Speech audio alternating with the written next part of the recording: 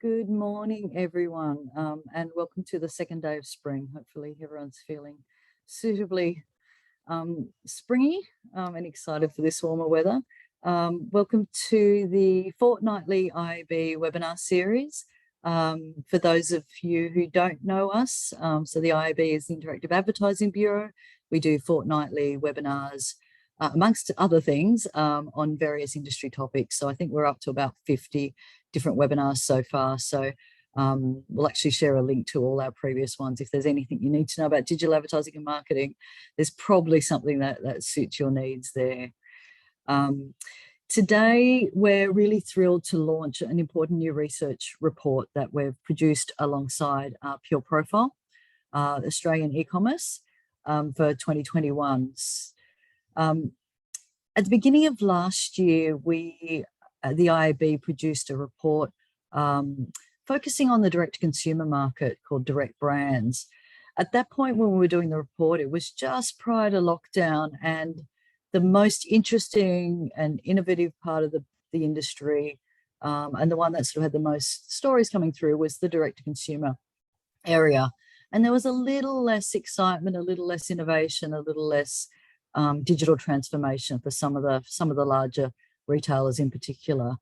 Well, that story's definitely changed in the last 12 months. So for this report, we thought we'd pull back and look at the broader e-commerce and retail market, as well as loyalty programs and a range of other things that we're going to share with you today.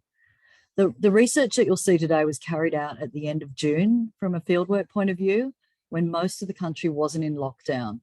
So this gives this piece of research a really interesting insight into the world as we open back up. Consumers' intentions, consumers' habits, consumers' concerns, which will be a really great thing as we go into the next few months of hopefully opening up a bit more. First up this morning, we're going to hear from Martin Fils, who's the CEO of Pureprofile, along with Natalie Stanbury, who's our own research director. Martin's going to help set the scene for the commerce market at the moment, and Nat's going to go through the top line research results of the report. And then we're going to go into a panel, and we're going to be joined by Mark Byrne and Andrew Stark. So Mark's from Dentsu, from an agency side of things, and Andrew Stark is from Wine Communicators of Australia. So really great understanding of a broad group of different brands within the wine industry. So great opportunity to hear from a whole different range of perspectives today. If you have questions throughout the session, please pop them in the Q&A box. We'll get through as many as we can during the panel session and afterwards. So please feel free to shoot that through. If there's anything that we can't answer on the spot, we'll get back to you afterwards. But without further ado, I'd love to hand over to Nat and to Martin to kick off for the day. That's brilliant. Thank you very much, Gai, for the introduction.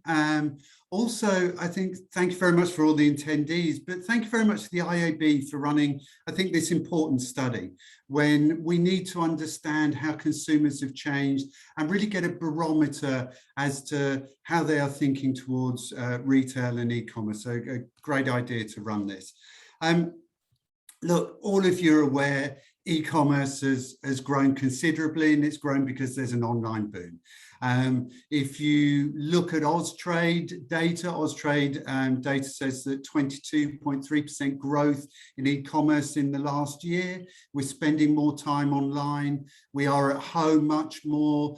Home working is now standard in many more organisations, and actually that affects 25% of all the employed individuals in Australia. And in addition to that, there's an increase in disposable income. I'm not spending income today on a coffee or a sandwich or lunch at the office, maybe getting to and from the office. And so that increases the disposable income that people have. So with that, I wanted to pull out just a couple of results that we've recently seen in the 21 season. And I know that we have a number of brands online. Everybody's had a stellar year, and I really apologize if I haven't pulled you out from this, but I couldn't name everybody, or the whole study would be ASX 200 results. So just a couple of things, as Gai said, to set the scenes. Firstly, Booktopia, 27% increase in books sold. Adore Beauty, 48% increase in revenue. JB Hi-Fi, a 78% increase in online sales. Woolworths, 23% increase in profit. And Harvey Norman, we just saw a day or so ago, 75% increase in profit. And another one to call out, Ozpost. I know they're shut down for 4 days now, but 87% increase in profit and a 17.7% percentage increase in the number of parcels that they are delivering. So we're seeing those results across the board. And with that, we're seeing a number of innovations. So I'll just call out a couple here. Woolworths just announced they'll use Uber to deliver within an hour to people's houses. Officeworks launched Bring Back IT so that everybody at home refreshes IT. JB Hi-Fi just launched that their staff after shifts will actually deliver your products, and that means same-day delivery, only $1 more than their standard delivery. And everyone is rolling out click and collect. So we're seeing innovation, we're seeing growth across the board. And with that, I'm going to hand over to Natalie, who's going to look into more detail at the findings from the study. Thank you so much, Martin. And the IAB are delighted to have partnered with Pureprofile to conduct this survey of 1,000 Australian online shoppers that was conducted in June this year. I'm going to take you through some of the highlights of this research, and the full research report will be available for you to download off the IAB website. As Martin outlined in his introduction, the pandemic has intensified online retail. And our research indicates that these higher frequencies of online shopping are expected to be sustained in the longer term. In June this year, our online shoppers indicated they were buying regularly. 76% of online shoppers buy online at least once a month, and we had 27% buying online weekly. 70% of online shoppers are buying non-grocery retail items every month. This includes things like clothes, electronics, beauty, and books. And 40% are buying online groceries every month. Online shopping behaviours are heightened amongst those aged 18 to 49. And you can see here that buying online groceries increases to 47% amongst those under 50. There's certainly been a large increase in online shopping during COVID. We asked our respondents to reflect back on how their frequency of purchasing online changed during COVID last year. So this is during 2020. 56% indicated that they increased the frequency of their online retail purchasing significantly or somewhat last year. And 37% indicated they increased the frequency of their online grocery shopping. There were very few shoppers who indicated they'd purchased online for the very first time during COVID last year. So let's have a look at what's happened since during the first half of 2021. The research has found that most of those who increased online shopping during COVID last year have sustained that increase this year. 84% of those who increased online shopping frequency last year have at least maintained the same levels of purchasing, both retail and grocery, indicating a more permanent shift in behaviour. So what are we purchasing? We've been making ourselves look good for our online interactions, or perhaps making some more comfortable additions to our wardrobe, with clothing, shoes, and fashion the most popular online purchase last year. I can completely understand the breaking monotony with food. The purchase of online groceries, meals, takeaways, all been really popular last year. There are some expected, as you'd expect, age and gender differences in some of this purchasing.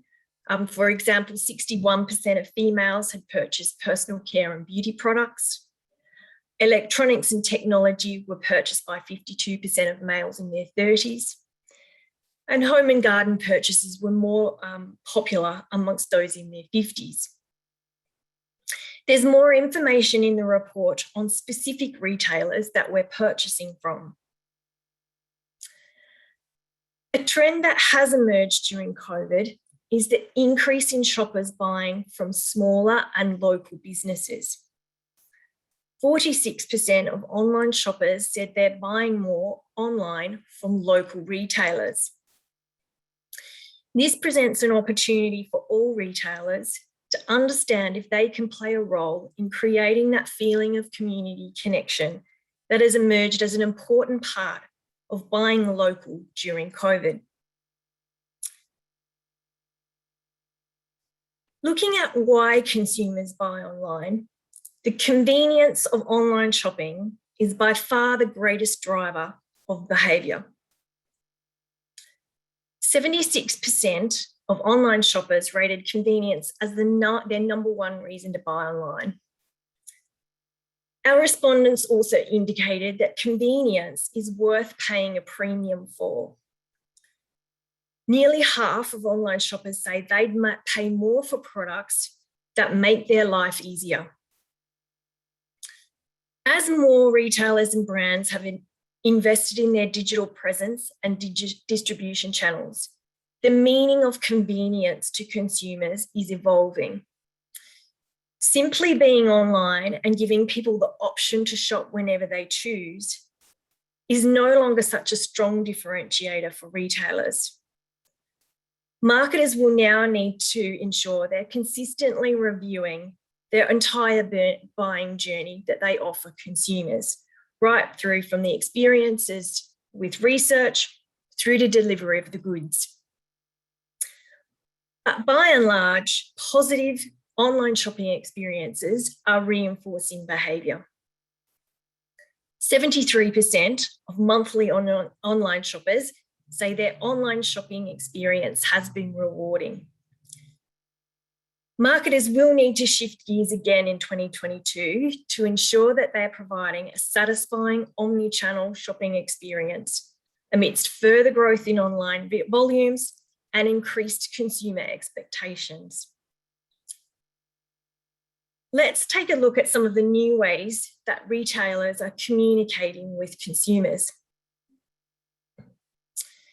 There are a range of ways that retailers are distributing content using their own channels, such as their own websites, emails, catalogues, and social posts. 59% of online shoppers often read retailer content distributed via these types of retailer-owned channels. Some retailers are taking the opportunity to invest in content creation that differentiates their brand to leverage the reach of these owned content distribution channels. There's also the opportunity for retailers to use this content as part of the value exchange with consumers in providing their data. Rewards programs are very popular with consumers, and for retailers, they provide the benefits of customer loyalty, upselling, targeted communications, and deeply understanding consumer behaviour and trends. 9 in 10 online shoppers are signed up to at least one shopper rewards program. And of these, 45% have more than 4 cards. Customer trust and retailers providing transparency are key to the success of these loyalty programs. 54% of online shoppers have said they have at least some concerns regarding how retailers are using their data provided via loyalty programs. But these concerns are reduced when consumers have a high level of trust with an individual retailer.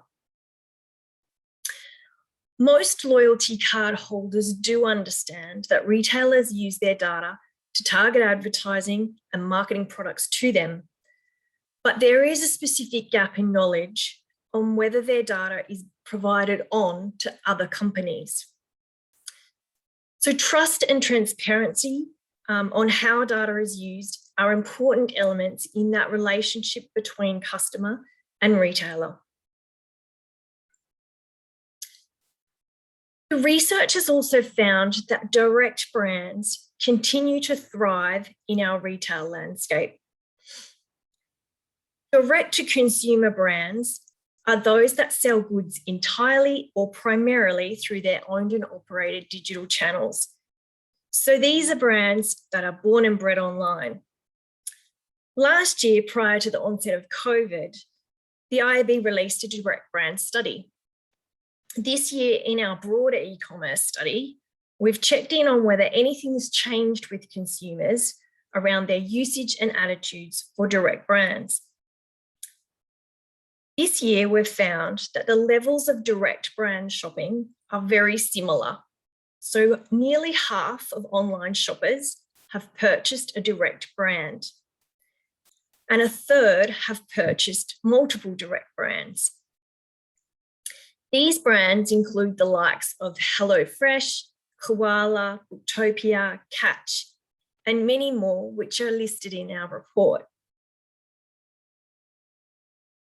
Many of the attitudes that typified direct brand shoppers last year are similar this year.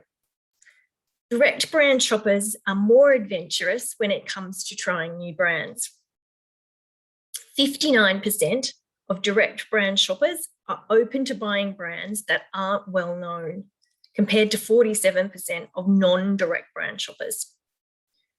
Direct brand shoppers are more likely to be excited by new brands, and they tell others about brands that they love. Ethical and sustainable propositions resonate more strongly with direct brand shoppers. 54% of direct brand shoppers prefer to purchase ethical and sustainable brands. In a new question that we added this year, we found that 56% of direct brand shoppers are more likely to purchase from companies that they feel have behaved well during this crisis. So reputation, especially for sustainable and ethical purposes, is increasingly a driver for brand growth for both direct and non-direct brands alike. Search plays a key role in the discovery of direct brands and non-direct brands when shopping online. But without a physical store, search and social both play heightened roles for the discovery of direct brands. 45% of direct brand shoppers say social media is now an important part of how they find products to buy.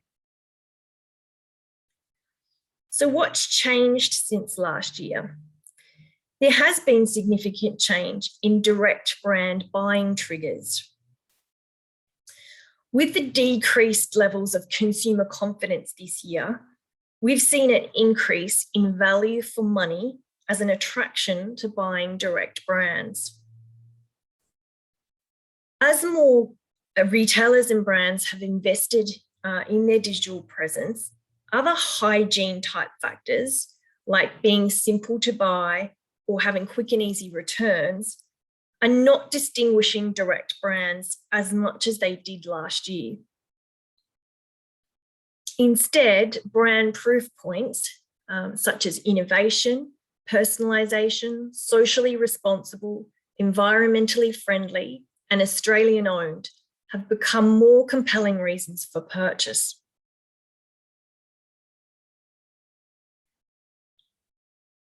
Direct brand subscriptions have also increased this year. Subscriptions for regular product delivery amongst direct brand shoppers has increased from 13% last year to 34% in 2021. And convenience is again an increasing driver of subscriptions. Regular delivery of products like meal kits, cleaning products, toilet paper and wine saves consumers time and the worry of running out.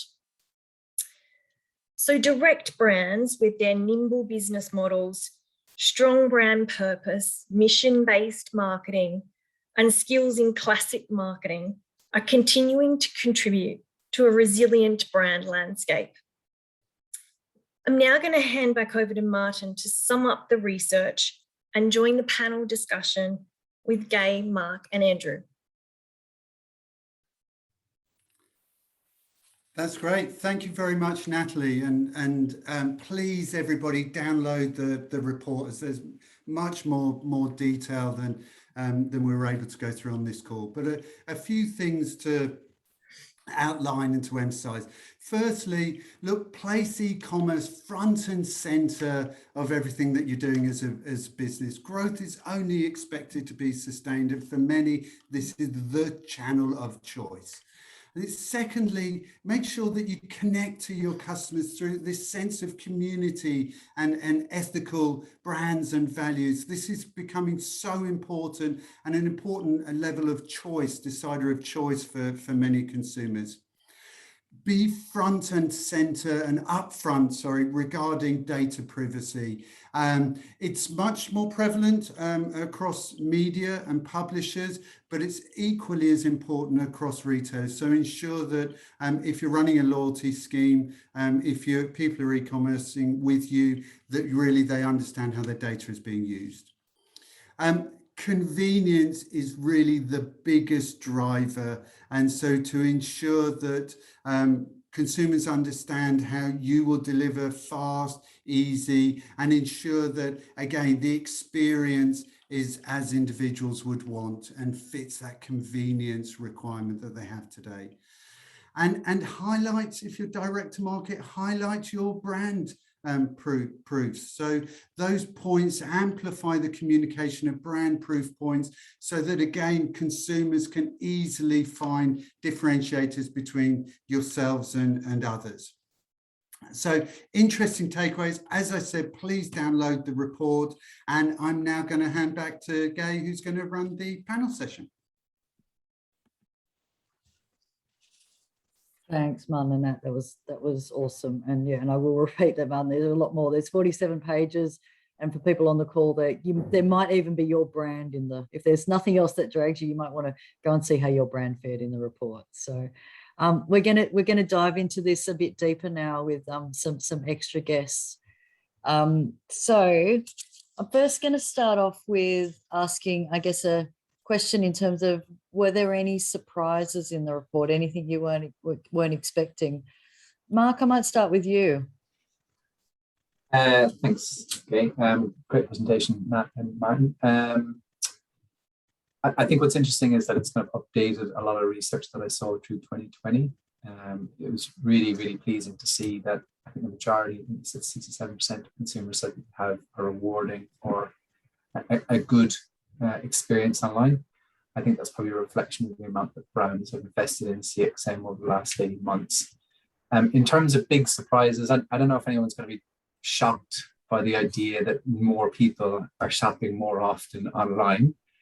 I think the big surprise for me is probably the fact that, given everything that we've been through over the last year and a half, in terms of the kind of rolling restrictions and the lockdowns, that e-commerce as a percentage of overall retail is still sitting at about 13%, which is a relatively small number, right?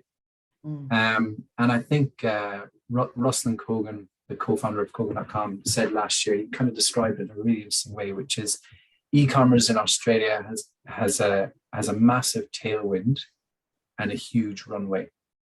And I think that's a really neat, kind of interesting way of putting it, right? There's so much opportunity for growth here, particularly when you look to the UK, where their e-commerce penetration is north of 30%. It's actually 55% excluding groceries, and it's sustaining around those levels since they came out of lockdown 4 months ago.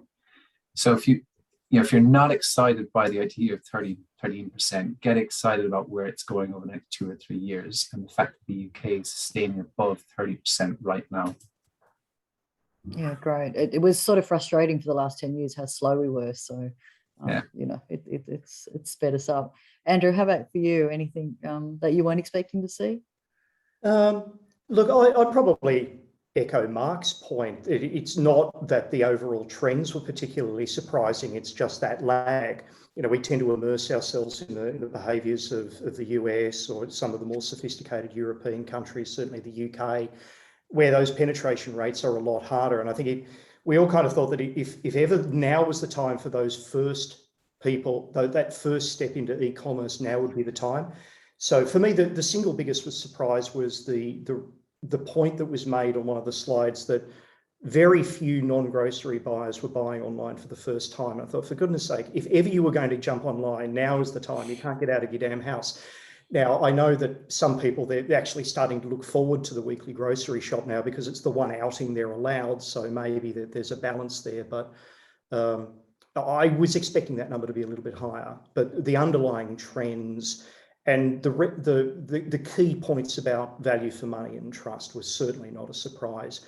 I was intrigued to see how much value for money had grown, because I think going in pre-COVID, we probably all had an idea that there was a bit of a premium placed on online because you're paying for convenience. So there is a delivery charge and all of that. So I don't know that people would have said that online grocery is your best opportunity for value for money, where that seems to have flipped now.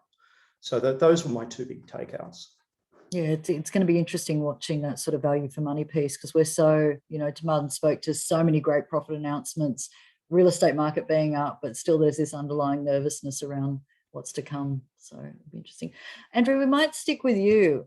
I'd love you to tell us a little bit about, and I'm sure this story is mixed, but the wine industry and how, I guess, you know, large and smaller wine producers are embracing change, changing marketing habits, supply chain, all of it. How are they coping and how are they changing?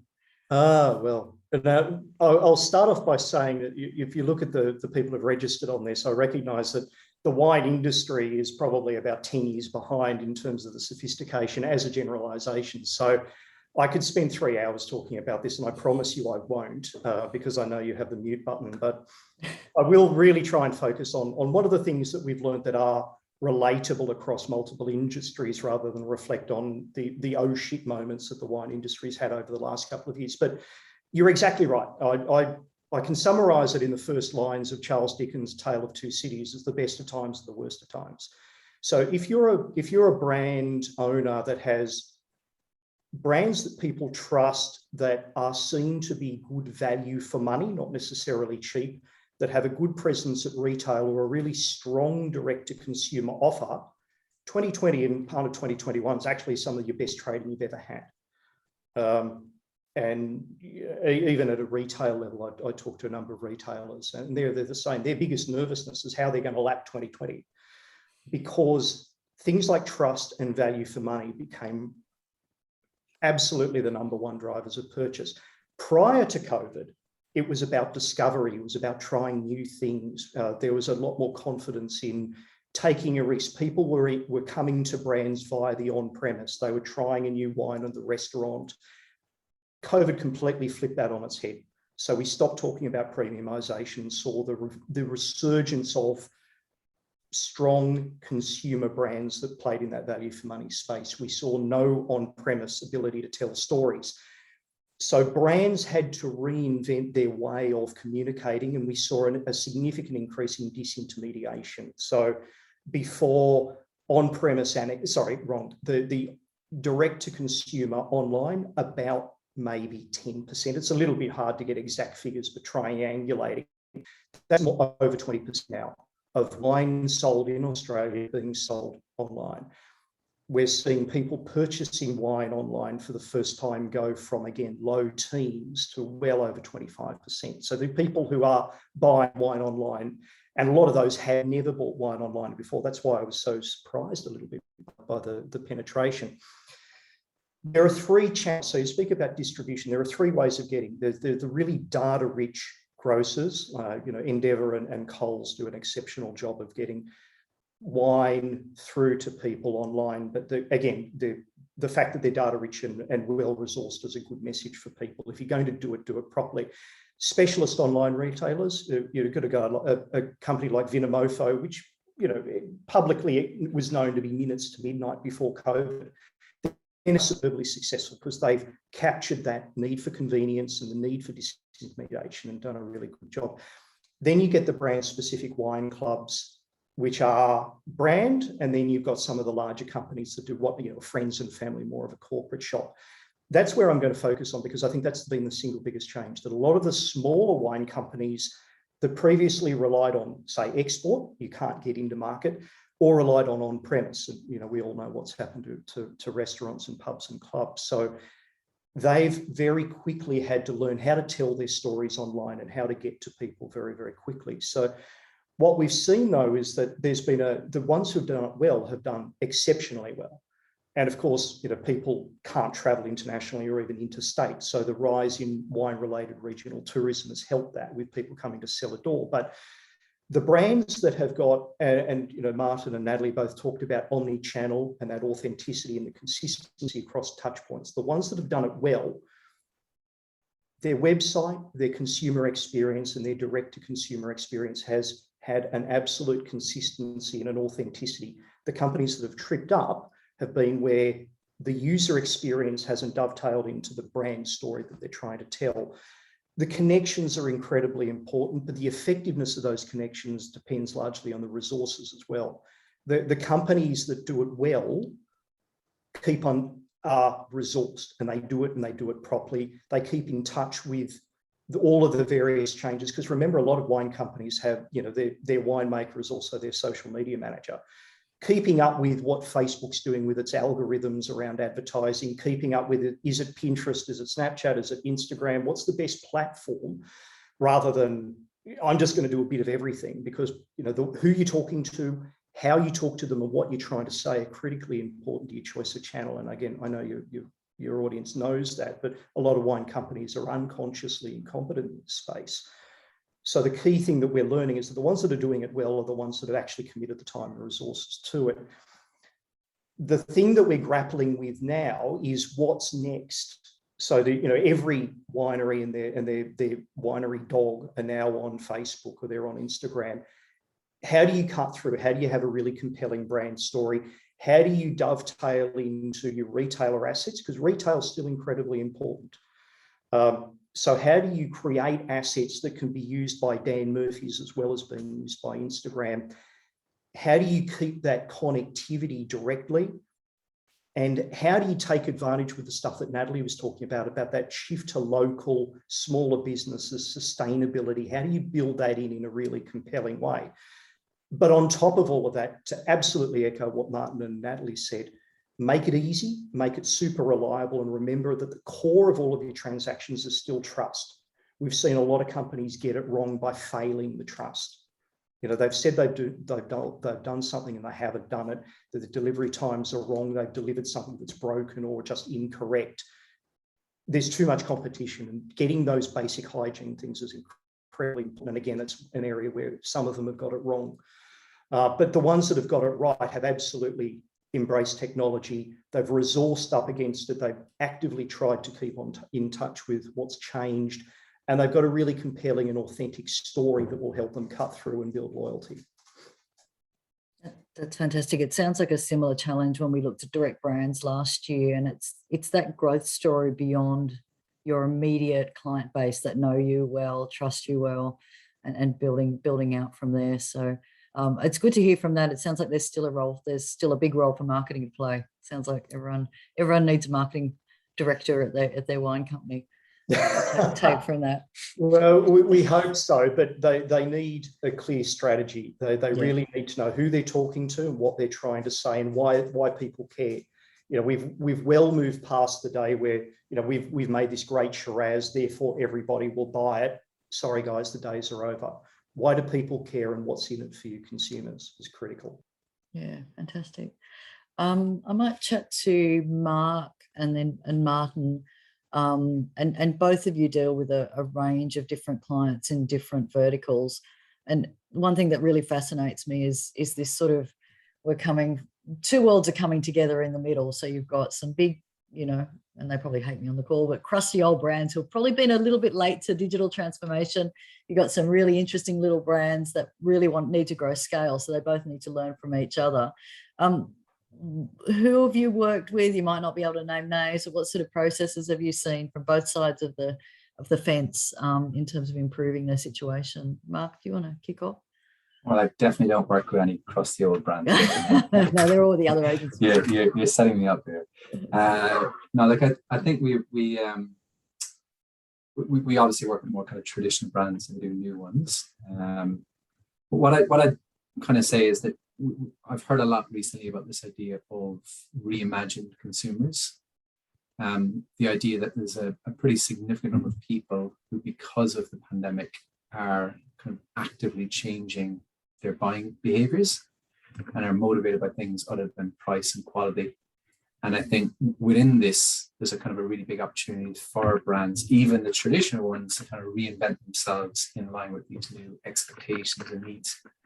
I've seen it kind of play out in quite a few different ways, but there's 2 or 3 kind of big things to touch on. So traditional brands moving into the D2C space. So a really good example of that would be someone like Kraft Heinz. This is a business that's been around for 120 years, and last year set up a D2C service called Heinz at Home in less than a week.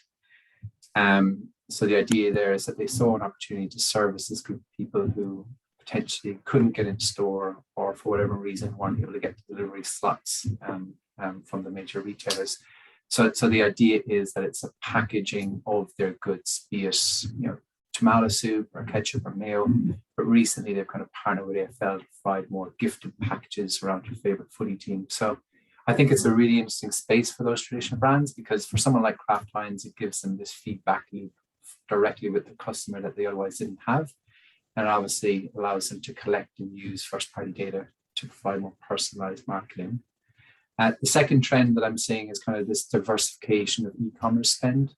So if we had this webinar maybe 18 months ago, I suspect that when we talk about e-commerce spend, we'd be exclusively talking about both search and social.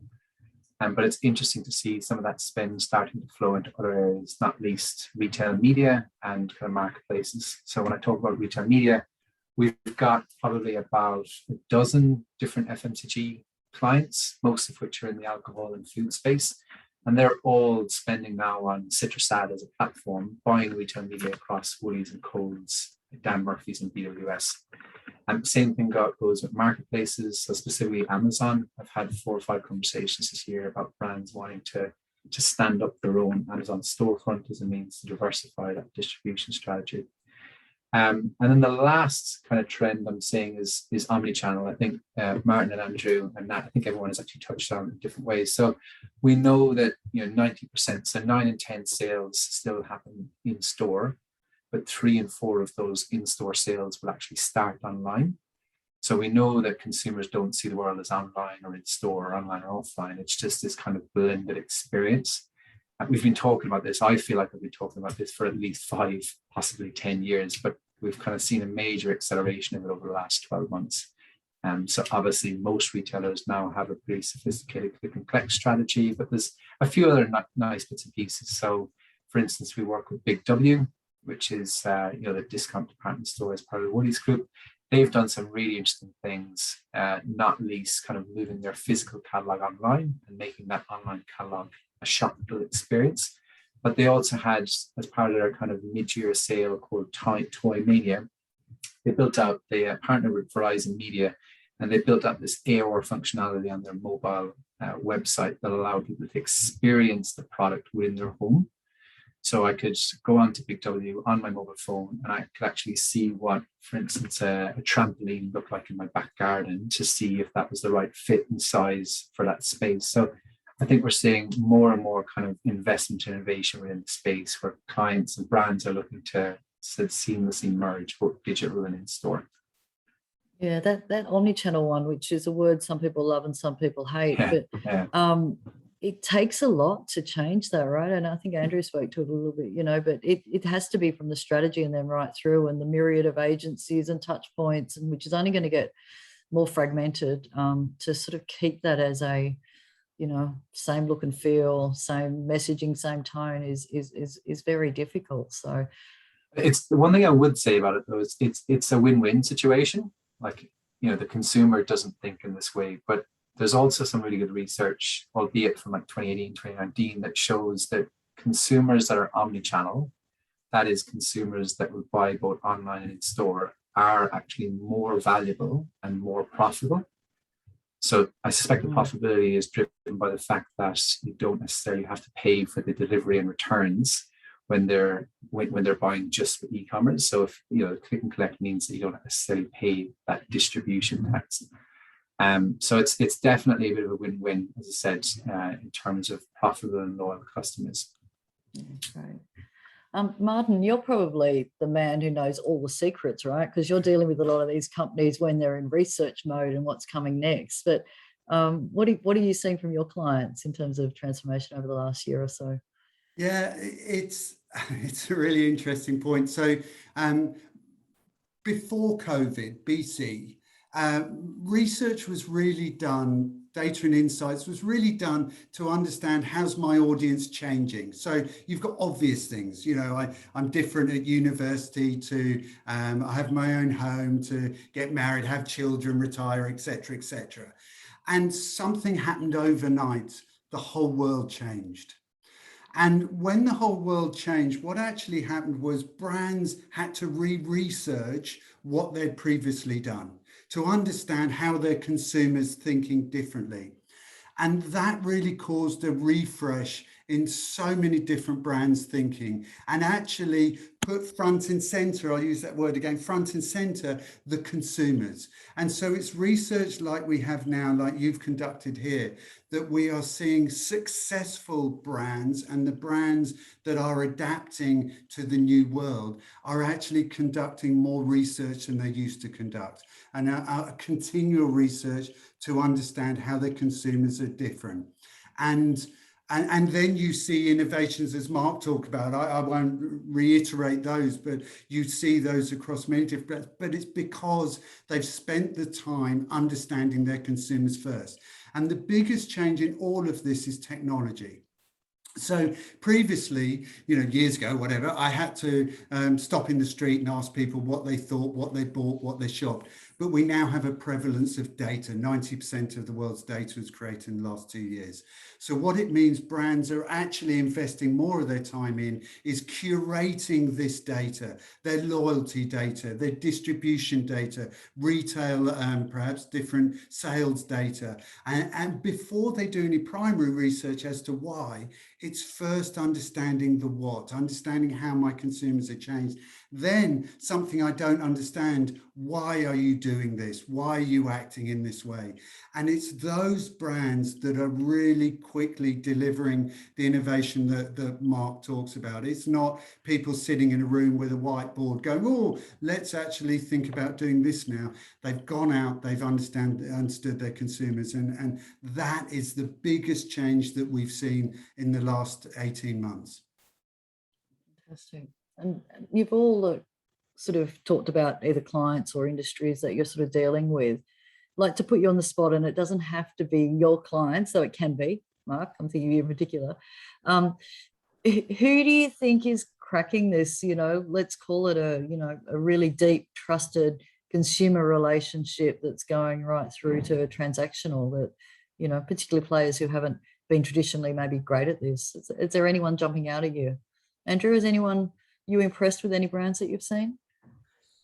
Well, you asked Mark first, so it would be polite of me to let him go first. But Mark, if you want to reflect on that, I'm not allowed to give you any. There are a couple of wine companies that are doing it really well in my view, but I'll be accused of playing favourites. So I'll actually reflect on a couple in the spirits category, because to me, the way to measure whether you're winning in this sort of compelling consumer comms is, can you charge a premium for your product, and are people actually buying it? So companies like Archie Rose and Four Pillars, and there are a couple of spectacularly good Tasmanian whiskey distillers as well, have created a product, but they've also created this sort of meta product around it, and they've done it by starting with the really compelling experiential part. So Archie Rose and Four Pillars both started with this real hyper locality, but an incredibly well executed multi-touch point marketing strategy. So they brought people in, they played on this desire to be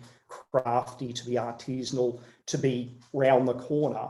And then they parlayed that into a super successful retail offering that people are happy to pay ridiculous amounts of money for. We in wine look at, you know, you can smash out a gin in virtually overnight, and we spend 5 years on some of our product and they're still getting twice the damn price. So we look with a great deal of envy. But the way they've done it is they've tapped into the desire for hyperlocality and for ownable stories.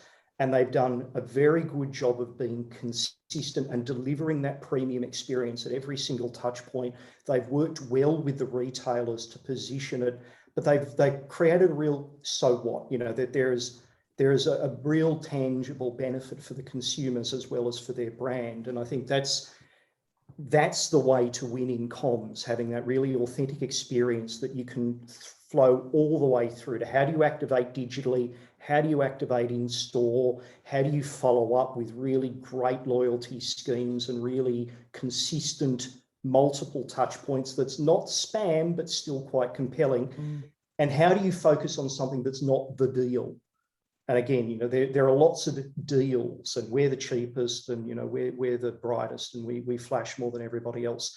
Whereas these brands that are doing well have moved beyond the deal and they've created that really potent emotional connection. And so they're the ones that I admire. Yeah, I agree. That storytelling, but also that ability to mobilize, and I'll call them influencers, but I don't mean a classic influencer, but people who feel like they're proud of the brand, word of mouth, and keeping it at that premium level is really strong for both those brands. And I don't think it's any accident that both of those brands had a couple of key people at the start who were well versed in the dark arts of PR and brand comms, rather than the traditional wine journey, which is be really good at crushing grapes and sticking into the bottle, but not so much how do you build that really compelling consumer interaction and consumer journey. Okay. Well, I'm going to try and make some gin overnight now. You've given me that clue. But Mark, how about you? Who's impressing you? Is it too early for a bottle of wine? Look, I could mention a couple of dental clients, but I'm intentionally not going to. I think locally, Koala is kind of a really interesting brand, not least because they are a direct brand, but they've kind of evolved out of those performance channels and into more traditional offline. So they do some really good communications from both a TV and out of home perspective, but they've also got some nice brand integrations with Deliveroo. But the one that I'm probably most passionate about is the global brand Patagonia. I just think it's kind of the business that we need at the moment and going forward. So it's, you know, they have a real clear point of differentiation. They've got a real clear purpose. And I think that flows nicely through in terms of how they communicate. So their purpose or their mission is to, you know, we're in business to save the planet, which is ambitious. But I think the way that they communicate that through lots of different initiatives. So for instance, they've closed their stores during Black Friday. They've given all of their e-commerce revenue on Black Friday online towards different sustainable initiatives. For most of Donald Trump's 4-year presidency, the entire homepage of the website was taken over protesting against some environmental issues. You know, their advertising is a lot about buying less and demanding more. You know, they famously had an ad a few years ago that talked about not buying one of their jackets, really kind of asking people to think twice about whether they need to buy more fashion.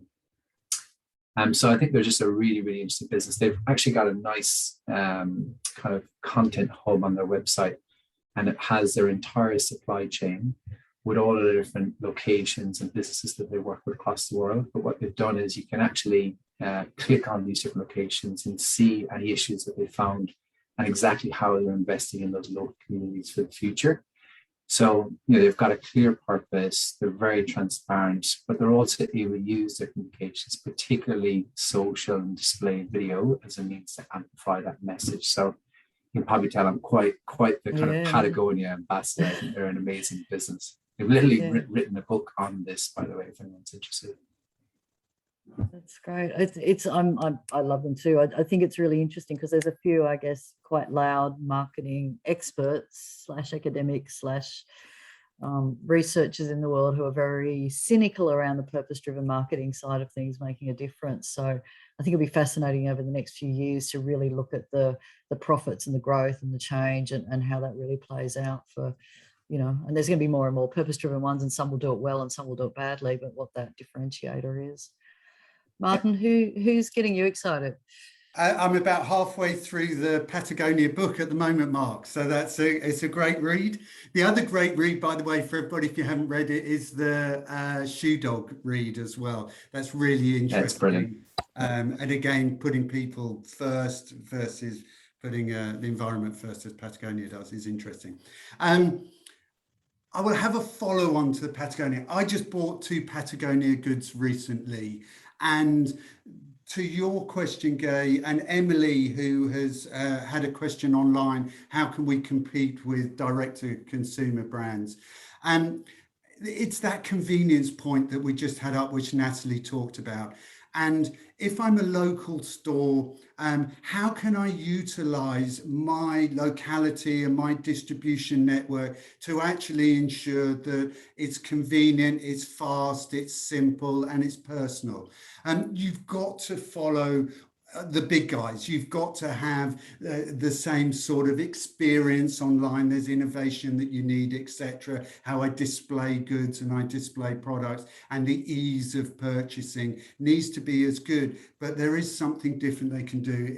It's that local offering. It's that being able to same day delivery. And as much as I love Patagonia, the one thing that I feel they could also do is actually deliver faster. So my big standout that I've got, that I've been most impressed with, is actually, I talked about earlier, JB Hi-Fi. And the one that's incredibly, that stood out for me recently, again, personal experience, bought goods the other day. I didn't realize they had this. The staff will load up with their car, and on the way home will do all the drop off for goods. And how I felt about that was, firstly, I get same day delivery for $1 more, which is fantastic. But secondly, they're actually paying their staff to do that. So people that in today's environment are hit with shifts and, you know, that's their only way of earning. Actually, they're getting $5 or whatever it is for each delivery they're dropping off. So I've been really impressed by how JB Hi-Fi connecting with the local purchaser to deliver. And I think, to Emily's point, that is how you can actually make a difference today. And again, my wife, personal experiences, my wife, young children, bought books from Booktopia and also books from a local bookseller down the road. And the local bookseller down the road rang my wife back, said, "Oh, do you want me to drop them off, or do you want to do click and collect?" Booktopia is 10 days later, 7 days later, and they're still mixing some books together. So I think you've got the personal, you've got the convenience you have to do, but that is actually what consumers are asking for today, I feel. Yeah, fantastic. The question came through around social commerce, and I think all the social platforms have had a few goes at getting this right, but it's definitely come back with a vengeance. Maybe for Mark, like, is this coming through from your clients? Is social commerce here? Well, actually, it's not, funnily enough. So the definition of social commerce isn't sending something. If somebody sees an ad on Facebook or Instagram, if you're sending people to your website, that's actually not social commerce, and that's all that we're able to do in Australia today. Social commerce is actually when you show them an ad and they have the ability to purchase that product within the feed itself. So the checkout functionality is actually built into that surface. And none of the social platforms, not Facebook or Instagram or TikTok, have that checkout functionality here in Australia today. I believe that it's coming next year, but until such time as it's here, social commerce doesn't technically exist.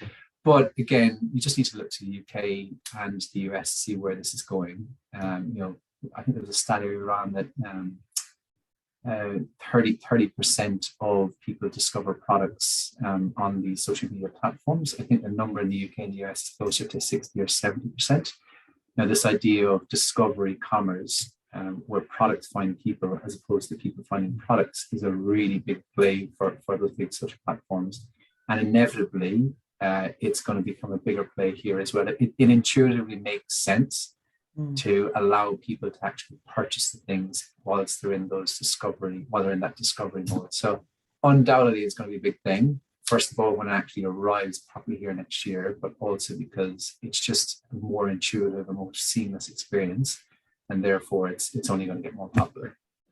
It feels like the CTV element of commerce and social commerce, which both had really early beginnings. I don't know if anyone who's old enough, there were some clunky buttons years ago on interactive TV to try and do commerce, but it feels like when both of those actually get their sort of products launched, it's going to be really, really powerful from a media funding point of view. It could be interesting from a planning perspective as well, just to say, because I've heard this idea that it will collapse the funnel. Because if you think about a marketing funnel, you start off by introducing yourself to a new consumer, and then you bring them on that journey, and then eventually, hopefully, they'll purchase that product. But with social commerce, you kind of have the ability to introduce yourself and allow them to purchase the product or service in that same moment. So therefore, is it top of funnel or bottom funnel, or is it just different moments in time for brands to both discover and purchase the product itself? So it's quite it's kind of going to reshape that idea of how we potentially plan media itself. Still going to need to be priming, so I think that'll still be 100%. Some interesting stuff from under research. Now, I've left us no time to talk about data and loyalty and all of that sort of thing, which is, I guess we'd come back and do another conversation on that, because that's incredibly important. And in the report, there is some sort of at least understanding of what consumers feel is being used, how their data is being used. But we've obviously got a privacy review going on at the moment, big changes with cookies, with Apple, lots of changes going on. So it's only going to make the role of the media marketing community harder, but even more important to help people that particularly that Andrew looks after, because it will get more and more siloed, but more and more exciting at the same time. So I'd like to thank the three of you and of course Nat for the discussion and the information today. Tiff's going to share the link to the report for you to download the whole thing and go through it. Please let us know if you've got any questions.